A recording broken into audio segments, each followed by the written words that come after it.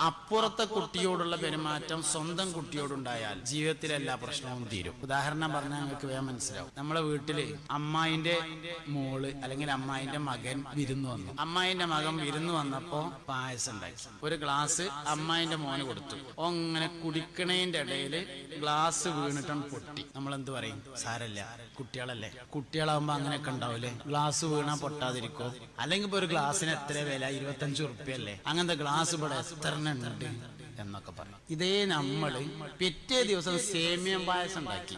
അന്ന് അമ്മായിന്റെ മകനൊന്നും വന്നിട്ടില്ല. അവനാന്റെ മോന് ഒരു ഗ്ലാസ് ഇങ്ങനെ കുടിക്കുമ്പോ താഴെ വീണാണ് പൊട്ടിയാലും സ്വഭാവം മാറും. അനക്ക് ഇവിടുത്തെ ഗ്ലാസ് പൊട്ടിക്കല്ലാതെ എന്താ പണി? ഇവിടെ ഉള്ളോടത്തോളം ഗ്ലാസ് മുഴുവൻ ജന്നെ പൊട്ടിച്ചു തീർത്ത്. അപ്പൊ എന്താ 25 50 അപ്പൊ പിറ്റേന്നായപ്പോത്തിന് ഗ്ലാസിന്റെ വില. അയൽപക്കത്തെ കുട്ടിയോടുള്ള സമീപനം അവനാന്റെ കുട്ടികളോട് പെരുമാറാൻ കഴിഞ്ഞാൽ ജീവിതം സുഖം.